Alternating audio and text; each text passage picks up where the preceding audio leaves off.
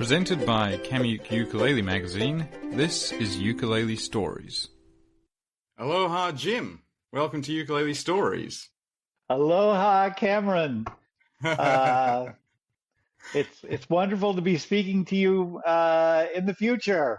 I know.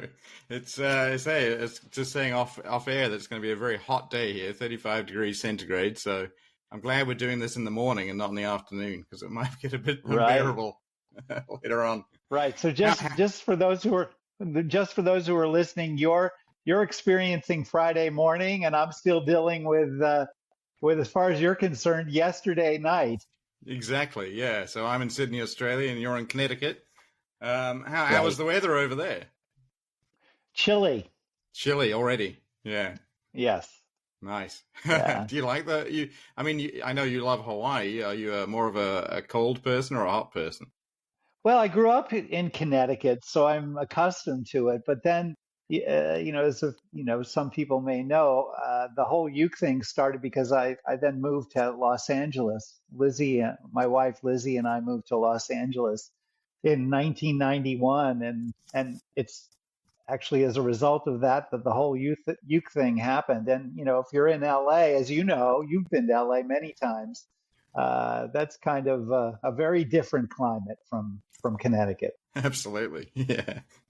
Well, let's start there because I actually want to start in a way before kind of my knowledge of you begins, because I was trying to work out when I was first cognizant of Flea Market Music, your company. It would have been, I would say, the late 90s, and then I started teaching uke here in Sydney. And it was one of the only websites that I kind of recommended to my students back then. And then Wow. You actually, I've got in case this is on video later on, I do have a copy of Kamuk Ukulele Magazine, in which you are the star of that one. So we had a nice interview for that. Let's see if I can find it. Oh, there you go. There's you and Oto-san there. Yeah, nice. I think I met you for the first time in Hawaii. I think it was at Roy Sakuma's annual ukulele festival. I think maybe the 32nd, potentially, which would have been maybe 2001, around there. Potentially, who knows? Yeah, exactly. I've got no idea for dates. But let's go back in time a little bit. So if people listening to this don't know who Jim is, I mean, you should know, because he's a big man on the ukulele scene and has been since 1993, when you launched Flea Market Music with Liz, your wife, which quickly became the place to go for ukulele books and songbooks. In fact, just last week, a friend of mine from South Africa, because I grew up in South Africa, who moved to Virginia many years ago, I got his baby daughter a ukulele for her birthday about a decade ago. She hadn't touched it, and then I got a message out of the blue from my friend saying, well, she's picking it up now and she's into it. Can you recommend any books? And of course, I went straight to Jumpin' Jim's Tips and Tunes, which I got in the early days of my playing. And he ordered it off the website, and he's got it now, and he's asking more questions about it. So yes, ukulele Flea Market Music has made a huge impact in the uke world. But before that, so pre-1993, that I'm assuming the reason you moved to LA in 91 was to become the associate publisher of Billboard magazine. Is that correct? And what kind of led up to that decision? Yeah. I was given a little bit of time to think about whether I wanted to move to LA, but it seemed clear. I started with Billboard in New York City. That's where Lizzie and I lived at the time. And after being there for a few years, my boss, the publisher, knew that Lizzie also was doing a lot of work in the movie business, and so that it wouldn't necessarily be a bad decision to move to LA. And so he was really eager for me to move out there to kind of take over the LA office. And yet we hesitated a lot because we had just moved into this wonderful loft.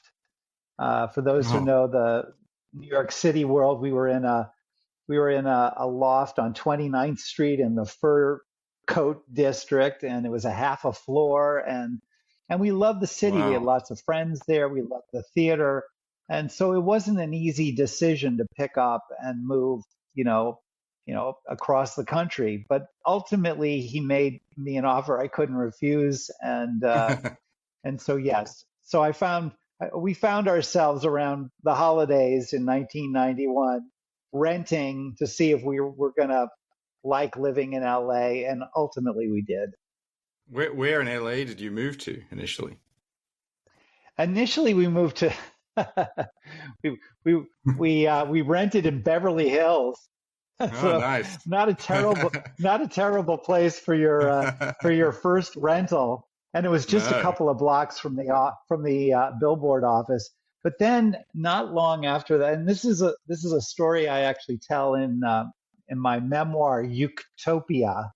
But because I worked at Billboard, I'd gotten to know this kind of young pop star named Tommy Page, who had had a couple of big hits, in the 80s and early 90s.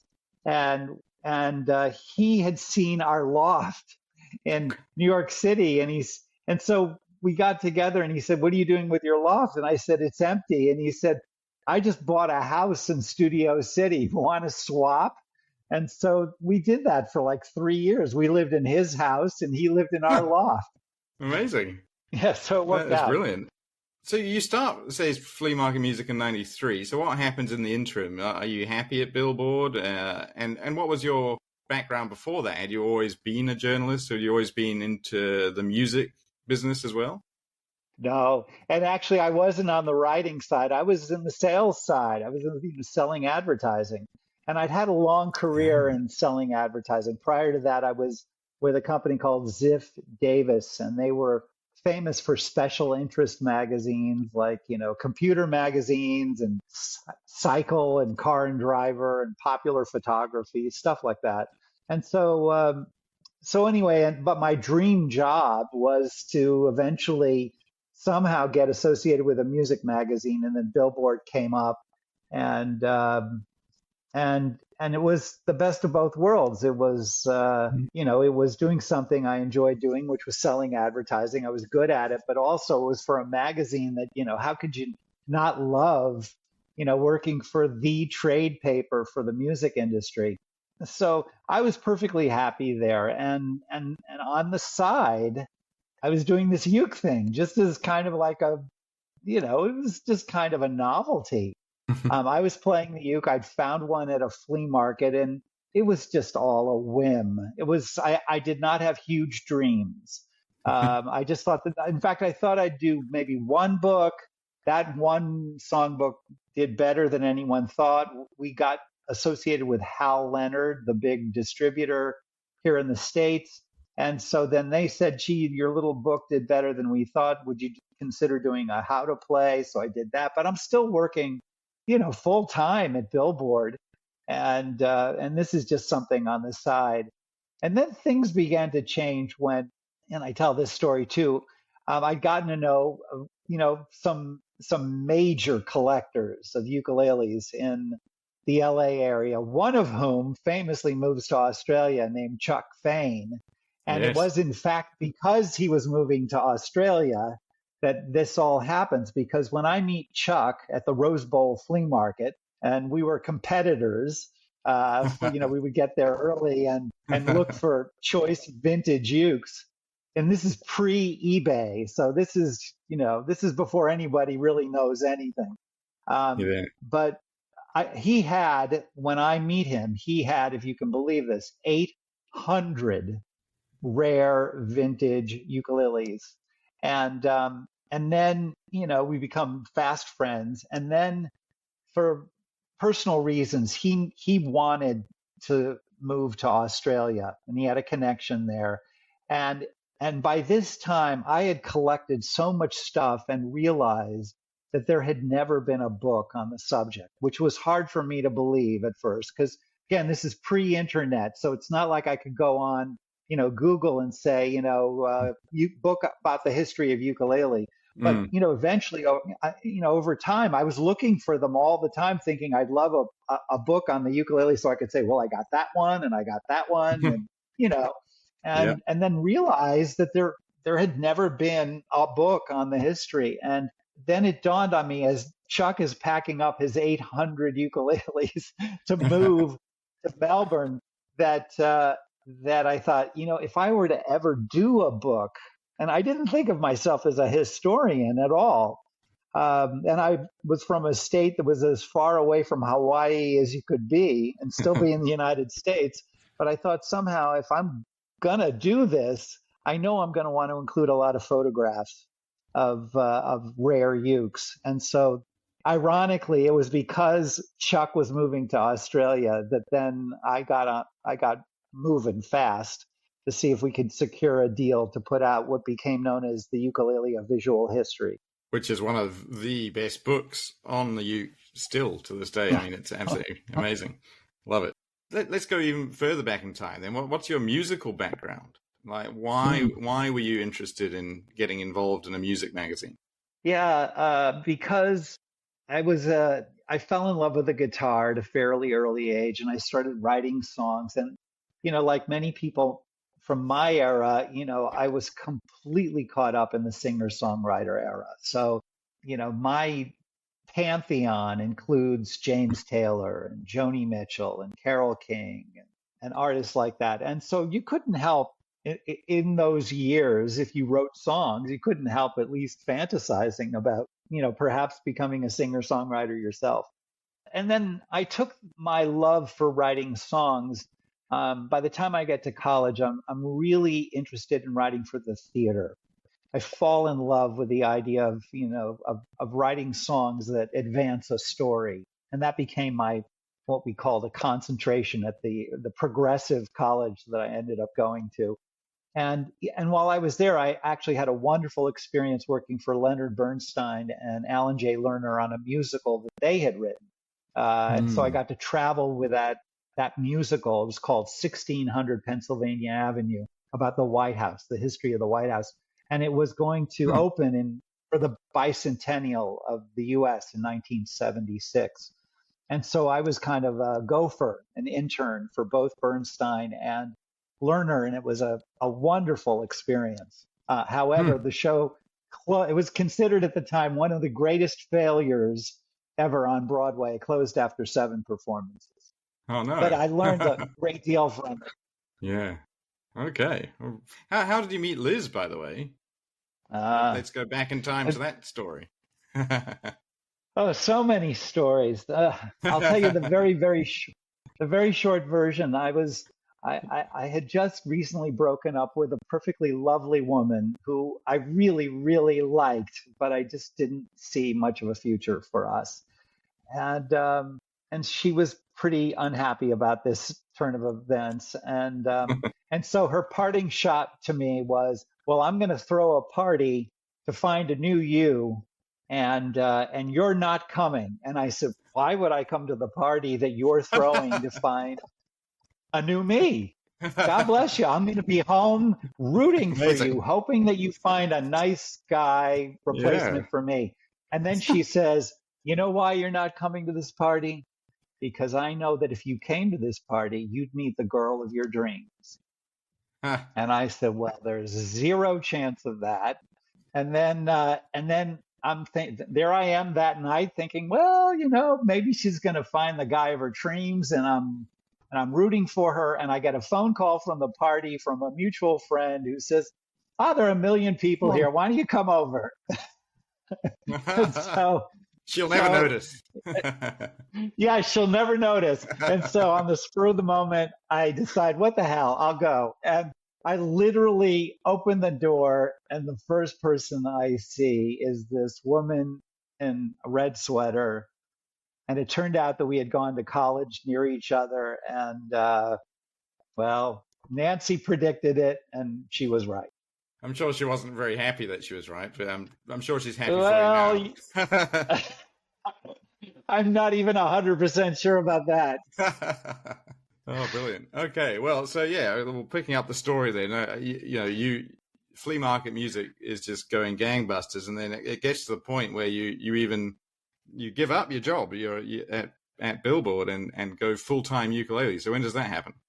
That happens in 1998, I think, and I gave my boss fair notice. There was a point at which, yeah, the music had changed, and so I was less interested. Like, there was a good period of time when I was at Billboard where, I loved going to the labels and getting, free CDs, but then the music was beginning to change, and I was at this point really steeped in this other world of Tin Pan Alley. I was like really digging, 5'2", Eyes of Blue, and songs from that era, and the craftiness of the lyrics, and the strength of these melodies, and playing them on a uke, and so that was becoming sort of my musical universe, and I was beginning to sort of naturally pull away from what was popular at the time and what Billboard was writing about.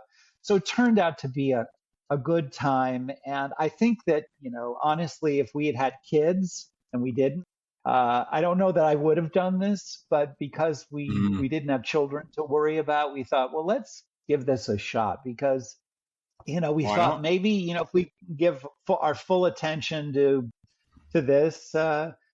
So I remember I remember that moment when people would say, "So what do you do?" And I for the first time put the word ukulele and business together. I'm in the ukulele business, and there was a moment in the late '90s where if you said that, people would really look at Oh you yeah, cross-eyed. absolutely. Yeah. No, I started playing, well, in the, I guess, early 90s, but then it's only when I moved from South Africa to Australia, and then I started playing at school and things. But even then, I mean, in the late 90s, it was a very strange thing to be doing. But then I guess the internet, the third wave of ukulele happens primarily because of the internet and YouTube and things like that. And by the early 2000s, I mean, we've got massive festivals popping up all over the world. And what are your memories from that time? It was just going gangbusters. It was, yeah. I mean, when I wrote this memoir called Utopia, I said that, but I had taken pretty good notes throughout this whole period, and so I'm writing chronologically, but I don't know that I realized how one thing led to the next, and and how much we were we were supported by the media.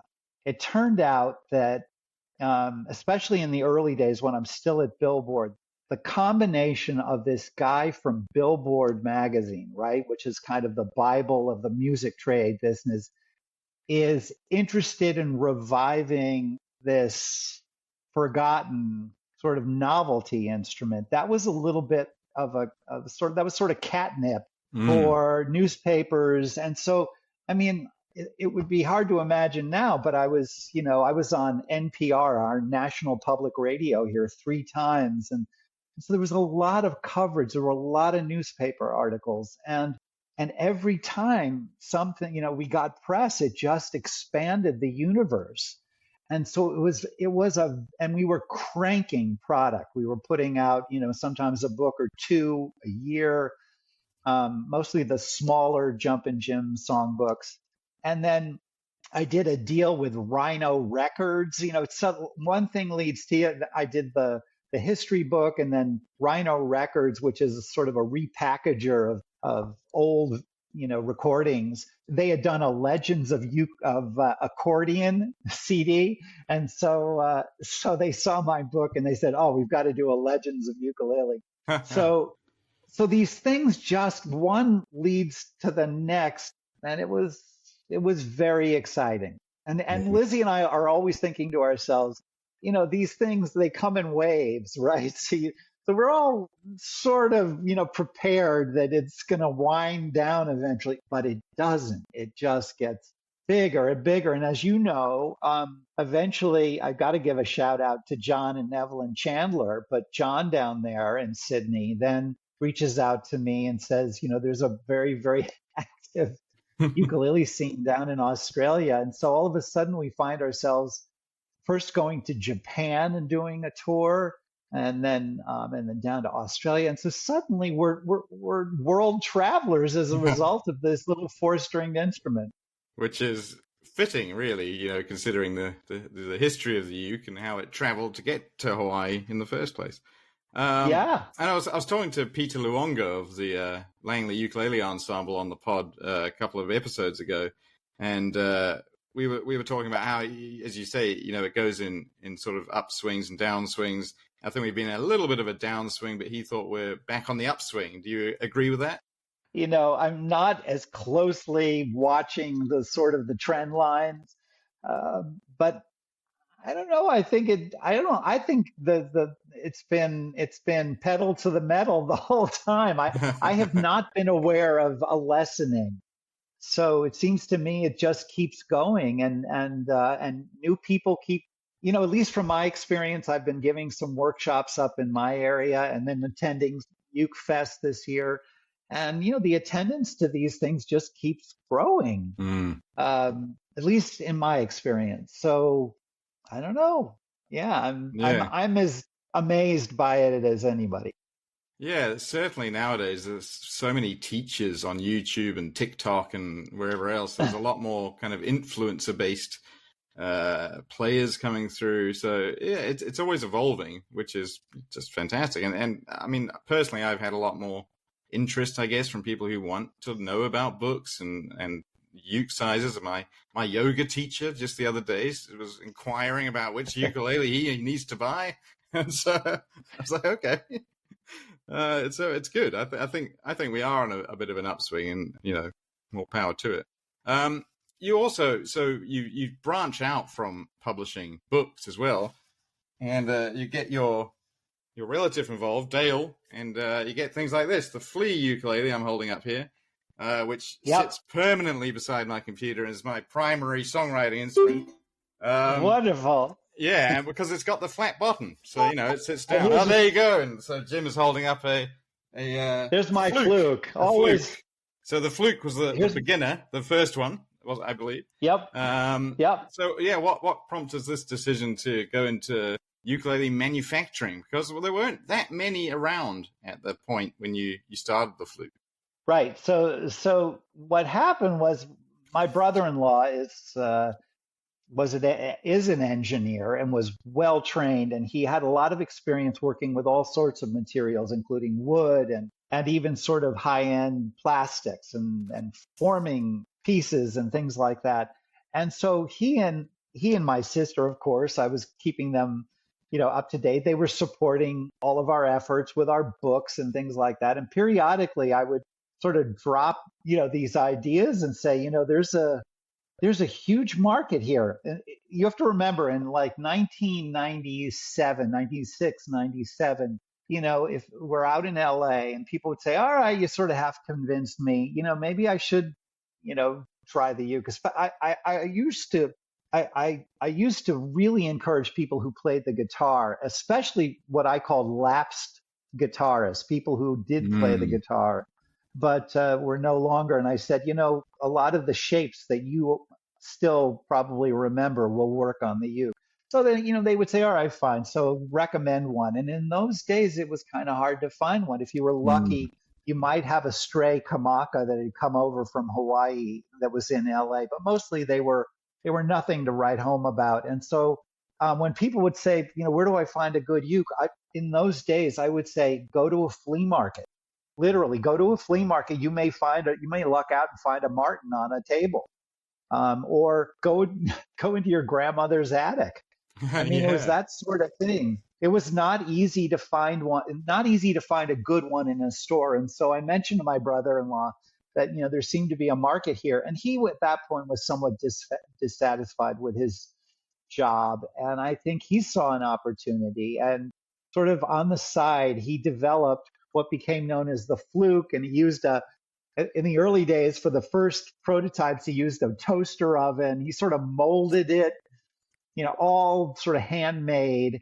And he kind of, put it all these, sort of handmade parts together to see if it would, the sum of the parts would add up to the greater whole. And And it did. It was sort of like surprising. And I remember him saying, while he's doing this, he said, how important is it that it be the classic S shape, the small guitar body? And I said, not at all. I said, at that point, my history book had come out, and I said, look at all the oddball shapes, the Lindbergh inspired Aero uke, and the Roy Smeck Vida uke, and the bell, the Washburn bell.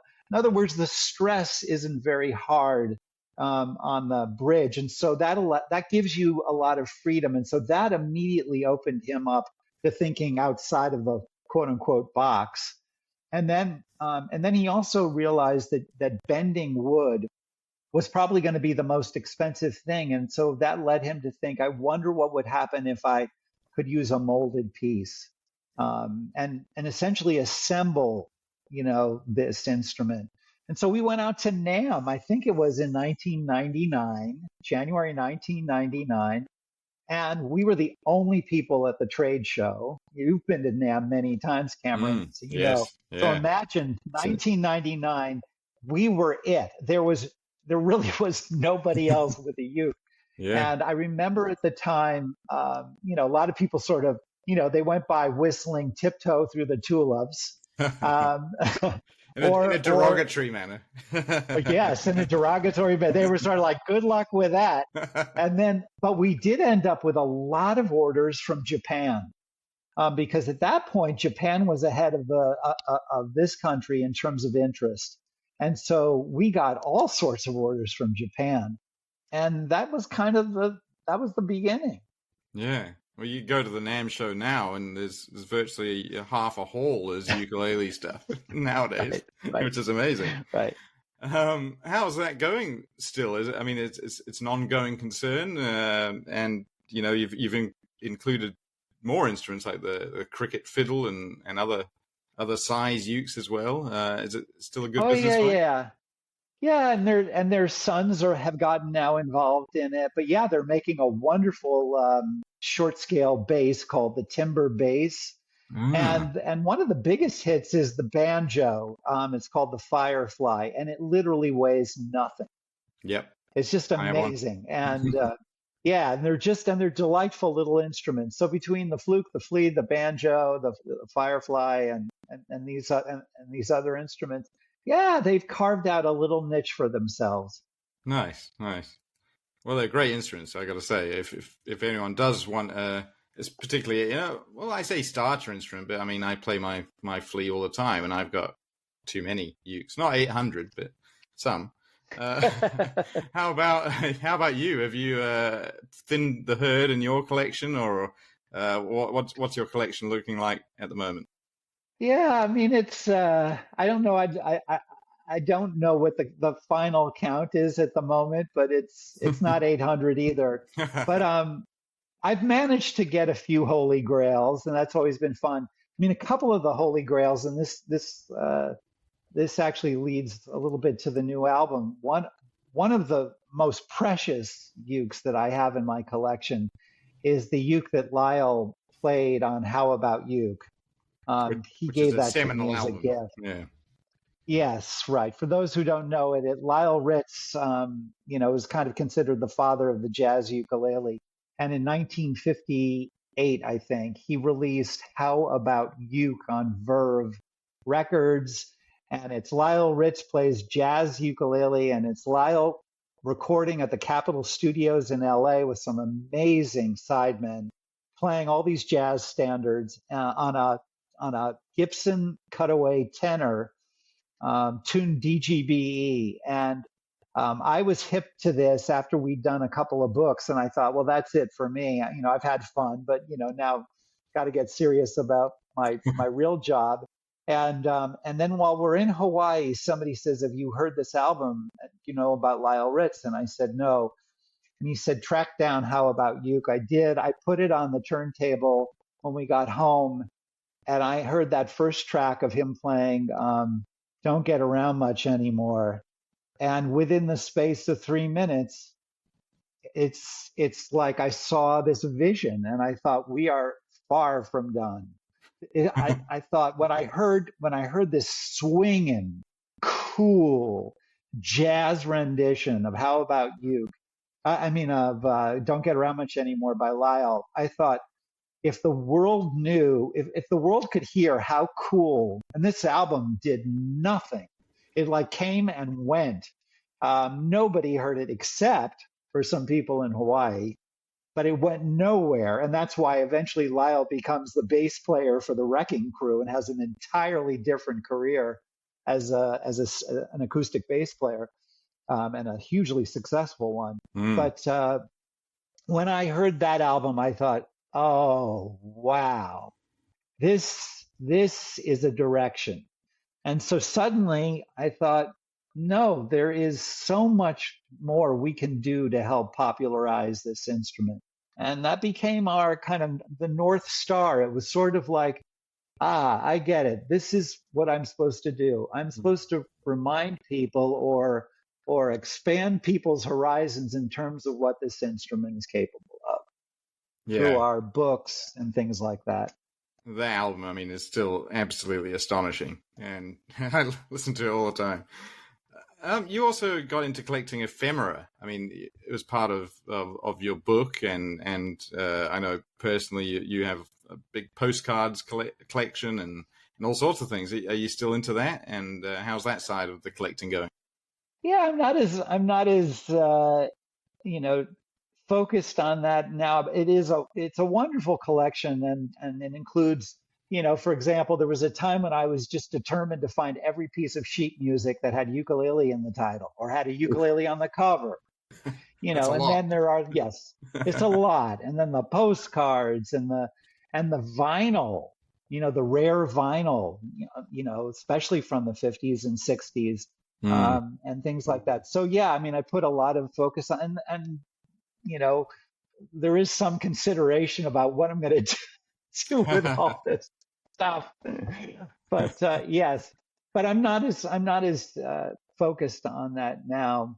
But I did want to just connect the dots that having, once Lyle had given me this extraordinary historic instrument, I thought I've got to work this in somehow to something. And finally, with this new album, which we'll talk about, mid-century modern, I found the right track, and I played Lyle's uke on it.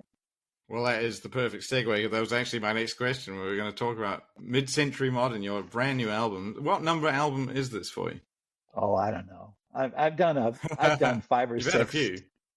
few. Yeah. Yeah, well, I mean, you sent me a kind of a preview of this album before all the tracks were completely finished, and absolutely amazing. I love it. I really do think it's your best Oh, work thank yet. you. But let's start with the track that you play, Lyle's Yukon, because it's a corker, it really is. Well, it's called 50s Modern, and it made sense for a few reasons. One of them was that it was a tune that had been kicking around for a long time, so far back that Lizzie and I and Lyle actually toured Oregon, I don't know, probably 20 years ago. And I had just kind of, I was just kind of working on this as an instrumental tune, and he happened to be there, and he started to sort of improvise with me. And just the fact that he sort of was hearing it and finding chords for it made me feel like maybe there's something here. But it's a hard tune to play, I have to admit. It's a tricky one. It's very jazzy. And then I Mhm. realized that maybe it would make more sense if I wrote lyrics to it. So I ended up writing about.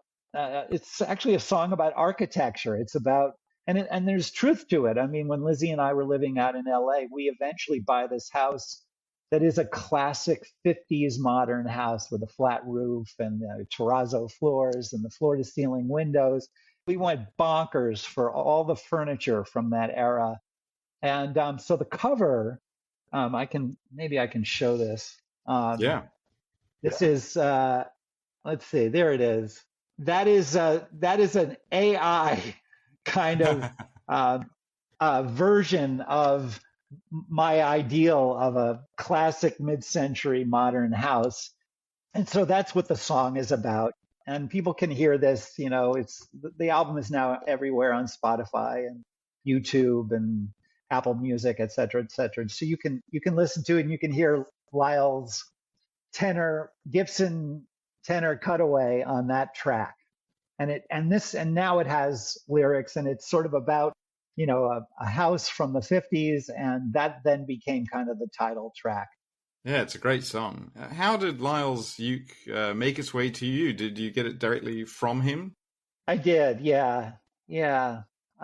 It was a gift, and Wow. I was blown away, blown away. Yeah, I met Lyle a couple of times. He's since passed away, but well, just a lovely man. I mean, just so nice, so friendly, so giving. He complimented me on my strumming once, and I was just floored. I was just okay.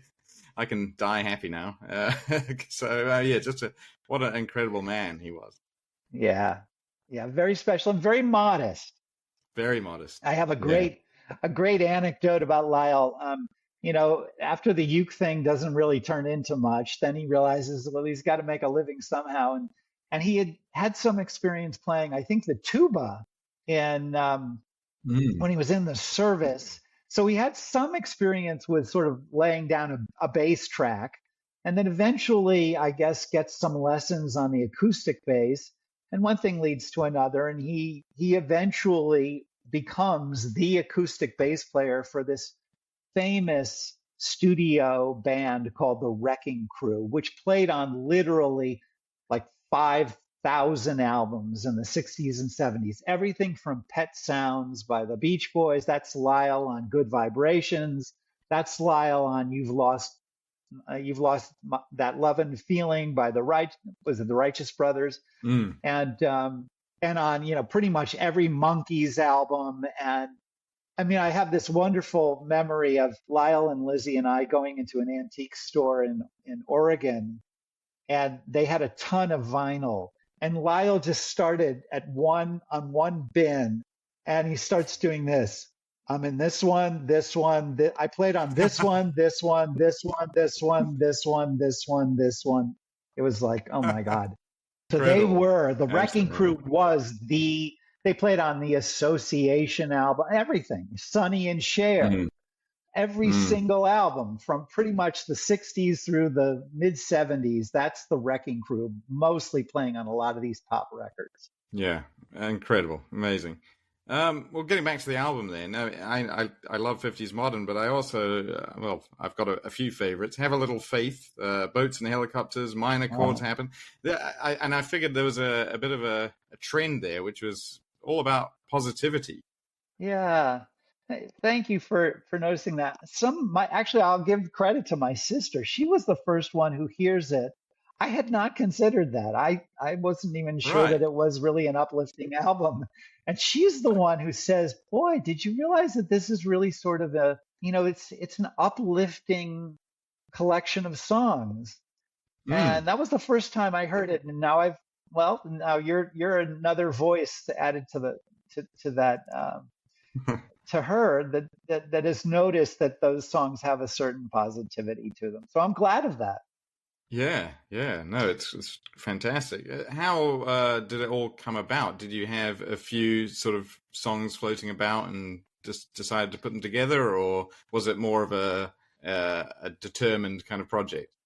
Well, I did the last set in 5 years ago in 2020, right in the middle of the pandemic, and I'd recorded it at a new studio that I hadn't worked in before in Connecticut. I had done all the other albums in LA when we lived out there, and I even continued to do them when we moved to Connecticut. I would fly out to LA because I was just comfortable doing Mm. recording out there in this one studio. But then finally, I sort of agreed it's ridiculous, and so I found a great studio nearby and did all the basic tracks just before COVID. And then when COVID hit, I was going to use all local musicians. And then when COVID hit, I sort of thought, well, I'm going to have to put it on the shelf. And then I remembered, especially this one bass player in LA that I thought was just extraordinary. And I just sort of took a chance and I wrote him and I said, by any chance, I have all these finished, these basic tracks of just me and a uke, and I'm looking for musicians to play on them. is this something you could help me with? And he said, boy, could I ever send them all out to me.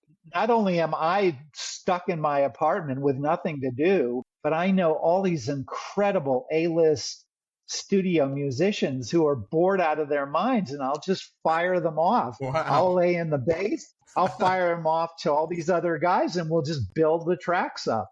And Yeah. that was such a fun experience. That album was called The Wind and Sun. That, since that meeting, his name is Randy, the bass player, Randy Landis. I've always kept in the back of my mind that it was such a wonderful experience. Maybe I'd do it again. So I'd Mm. accumulated what I thought were enough songs to then go ahead and this time around, I thought, we'd done a little bit of string arranging and a little bit of horns on the album from 5 years ago. But then I thought to myself, my sweet spot are these albums from the late 60s. That was really when I was coming up. And there were some artists, of course, from earlier that I really liked. And so, but I thought, this was a time when the Glenn Campbell albums and the Seekers, and the Seekers, of course. I became Mm. a massive Seekers fan, and Burt Bacharach especially. And I think what started it was I'd written the opening song, Sing Love, just to me sounded like a sort of had sort of Bacharach changes. And I thought, well, I mean, either you can sort of treat it in some contemporary way, or you can go whole hog and, get the flugelhorn and the strings and just sort of go back. And so I thought, why don't we just have fun and just let the sound of those albums from the late 60s be again the north star for all of these tracks. And so that's what we did. We just sort of we just went back in time, and not that we were doing a pastiche or copying, but that was kind of the inspiration on all of the production. So it's a very full, rich, much richer sound than the last album. Lots of strings, lots of keyboards, lots of horns. I am playing uke on all the songs, but it's very much a part of the mix. Yeah, you can still pick out the uke though, I think, on every track, which is great. Oh yeah. And yeah, the accompaniment is just first class and such lush orchestration. Really, really great. Yeah, I think it's definitely my favorite of yours. Thanks. What about in terms of songwriting? Do you have a particular style or a process or a creative process when it comes to writing, or is it just something that you write down when inspiration strikes? Yeah, a little bit of all of that. I don't do anything all that unusual, but I do because of my theater background, because Stephen Sondheim is sort of, absolutely at the top of my influential writers. And because I fell in some ways, thanks to the uke, I then am spending all this time with the Great American Songbook and Mm. falling not only in love with these melodies, but also appreciating the craft. I mean, a lot of the songs from the 40s and 50s and 60s, they're all so careful with rhyme and so careful with scansion and structure. And that I have to admit, that really speaks to me. So I'm very Mm. much a creature of that world. I can't write a bad rhyme, and I just can't. And so that's the technique that I come into it with. And then, probably like a lot of writers, you're always looking to start with a title. So minor chords happen was something that I heard. What is it? I always forget this. Hang on. Oh yeah, there's a group called Darling Side, and I was at a concert for them, and that was just a sort of throwaway line. Somebody said, I guess, they were about to start and maybe they made a mistake. And they said, well, minor chords happen. And I thought, ooh, I like that. Yeah. So that can somehow trigger it. Then two songs were written. And this is kind of a fun story. I've gotten to know Noel Paul Stuckey, who is the Paul of Peter, Paul, and Mary. Mm. He recorded one of my songs, and that was like, oh my God, thank you so much. That was a huge, huge thing. He discovered a song of mine called Charles Ives, and he started to perform it, and then he recorded it on his last album. And so we became friends, and and then he's a character, and still going strong at like 87. But I guess he had a whim, a few years ago about creating a hybrid instrument that he calls the manulenyo, which is 8 strings like a mandolin, but a banjo body, and they're steel strings, but they're tuned GCEA. So you got the mandolin strings, but the tuning of the uke and the banjo head, and um, and Wow. he lent it to me for a couple of months, and somehow it was very jangly. It's very much unlike a uke. It's almost like a 12-string guitar, but I got to playing on it, and I ended up writing 2 songs on it that I swear I never would have written. Sometimes when you're on a different instrument, you end up writing something that you wouldn't have written on Mm, your regular instruments. And mm. so I ended up writing the song that I think is the most commercial of them all, called La La La, I Can't Hear You. And that just popped in my head. Once I found sort of the vamp, I don't know, it just dropped in. And then Have a Little Faith was another one where I'm just sort of finding these pretty chords. And then, like every other songwriter, you just write dummy lyrics. You're like hum, hum, hum, hum, hum. And then, have a little, and it's just, there it is. It pops out. Yeah, I mean, I'm the same way with writing, and there's no great mystery to it, is there? Really? I mean, I think people who don't play think there might be. Like the Beatles or the Beach Boys or whoever had some kind of special magic way of doing things, but it's actually just the same way that anyone does it. With to varying degrees of success and popularity, perhaps. But yeah, it's just it just kind of happens. Except in the case of Paul McCartney, he ends up dreaming yesterday. Yeah, May that, true. may that, may that happen to both of us, Yeah, Cameron. exactly. There's still time. There's still time. What about other artists then? Speaking of Paul McCartney, are you into any new ukulele music or just new music in general? Or are you still, prefer to listen to the Great American Songbook? Oh, I think a little bit of it all. I'm right now. If you ask me who sort of the newest artist that I'm nuts for is Jacob Collier. Yeah, right. So if folks are unfamiliar with him, gosh, I don't even know where to begin. But maybe find his version of Moon River, where there are like 1,000 Jacobs, and it's the lushest. He's got a 5-octave voice. He plays every instrument, including, of course, the ukulele, and he's a virtuoso on them all. I don't know where to begin with him. He's does it all. He's kind of next level. Yeah. So I listen to him a lot, and yeah. Yeah, nice, nice. We're getting towards the end, so I normally have one more question, but I've actually got 2 more because this is the December issue, so we're going to have a Christmas question. But before that, this is a question I actually asked you in the first edition of Cameo Ukulele magazine, and I'd be interested to see if the answer has changed, and that is, what does the ukulele mean to you? Well, gosh, I mean it's become synonymous with me. I mean, I did not predict this. I didn't go to college to help, advance the popularity of this instrument. It just sort of happened. And now I look at it, and I have had, it's now 33 years, and it has fundamentally changed my life. It took me in a place that I never thought I'd, travel the world. I've published. I never thought I'd write books. I mean, and I never thought I'd do songbooks, but to have, book books, and to record albums, and to meet. I mean, folks know the story of how, George Harrison came to my house, when we were living in LA, and it's like, I did never thought that a Beatle would come to my home and we would jam for 3 hours.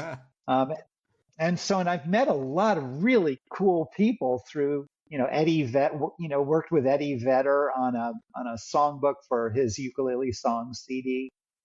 And I met just, gave lessons. In fact, the last song on the new album is called A Ukulele and You.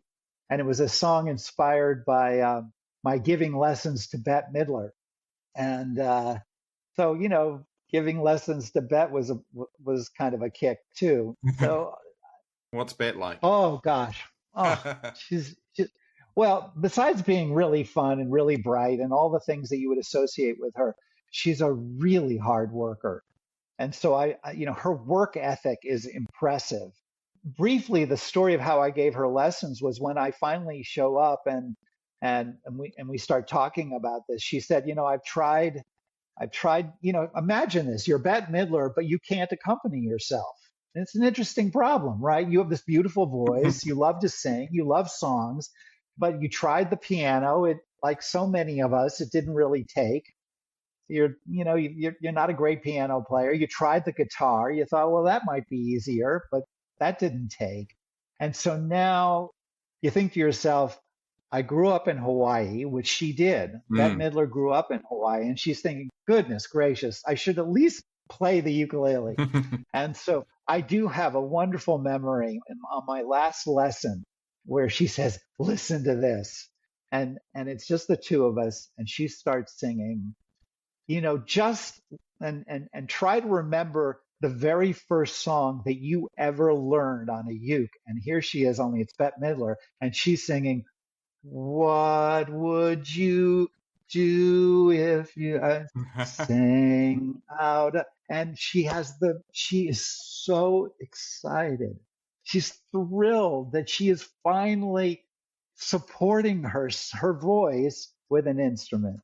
And I know that feeling so well. I've been through it. I remember the first song when I learned to play the guitar. My very first song that I learned to play from beginning to end was 500 Miles by Peter, Paul, and Mary. 500 miles, 500 miles, and the change of the chord, it was like, oh, what an incredible feeling when you are changing the chords under the melody. So I got to witness that when she did that. And isn't that great? A performer of her stature can still get so excited about that. And that really is the beauty of music and the beauty of the uke, that it can still, instills that in people around the world, as we speak. Okay, so you've got mid-century modern. What's next? Or are you, is that, it's the horrible sort of crappy interviewer question. It's like, oh, you got this thing. What else are you doing? It's like, well, just give me a minute. Well, then last year, I was very grateful to finally do a third daily ukulele songbook. That took 2.5 years, and it's now commonly known as the Purple Book.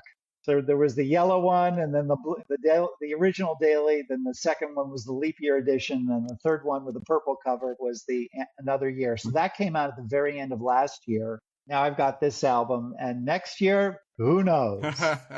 You must be running out of songs for the songbooks. There's so many now. Well, actually, with the last book, it was a problem. And just very briefly, when Hal Leonard asked me to consider doing a third book, I said, I don't think I can come up with 365 unduplicated songs for a third book. I went home, I came up with 80. I said to myself, I can't come up with another, 200 plus songs that I think are worthy to be in this book.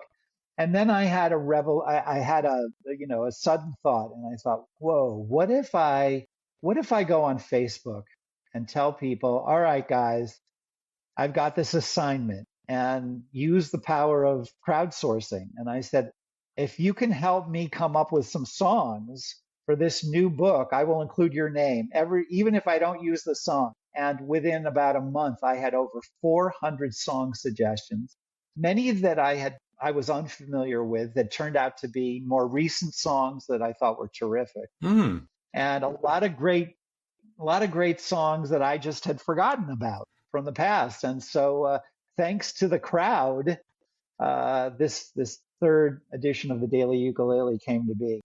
Brilliant. All right, final question then, because it's the December edition of this podcast. What is your Christmas wish? What is my Christmas wish? Well, I should also tell you that my birthday is Christmas Day. That's so right. I'm a Christmas baby. Okay, well, what's your birthday wish? I think probably it's the same wish that we all have, which is that, a healthier, happier, more peaceful, less divisive world is at the very top of my list. Mm. And here's hoping that happens. Yeah, it's impossible not to agree with that. Well, thank you very much for joining me, Jim. It's been great to catch up. It's been too long since we had a chat. And Mid-Century Modern is brilliant. And I encourage everyone to go out and listen to it wherever you get your music. Is it available physically as well at fleamarketmusic.com? I made some copies, and if anybody writes me you can write me at jim@fleamarketmusic.com. I'm not really actively promoting them, but I have a box of them. Okay. And so if anyone, because honestly, so few people have CD players anymore. I know. But I'm old school, and I felt like I wanted to just have some. So, but I do have some. And so if anybody really would like a copy of the CD, it's $10 plus postage. So just write me at jim@fleamarketmusic.com, and I'll get a copy out to you somehow. Well, that sounds like a great deal to me. Well, on behalf of the ukulele community as well, just thank you for doing all you've done since 1993. You've helped me, you've helped potentially millions of people get into the uke. So yeah, thanks for all you've done, and hopefully we can have another chat at some point. Wonderful. Cameron, thanks so much, and happy holidays to you. Happy holidays. All right, see you, Jim. Thanks for listening to Ukulele Stories. Please rate and review the show on Apple Podcasts, and maybe like our new Facebook page. To take us out, here's Jim with Have a Little Faith from his new album Mid-Century Modern. I'm Cameron Murray. Until next year, keep on smiling, keep on strumming, and Merry Christmas.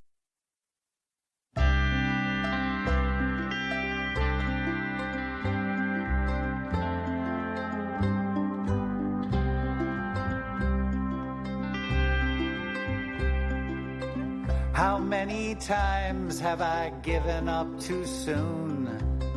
How many times have I burst my own balloon? How many times did it all turn out okay? A lesson I must relearn every day. I say to myself, when you gonna get a clue? Are you of so little faith? Have a little faith in you.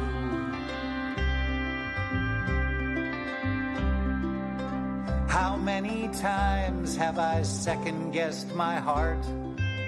How many times have I stopped before I start? How many times did somebody come through? And then I give myself another talking to.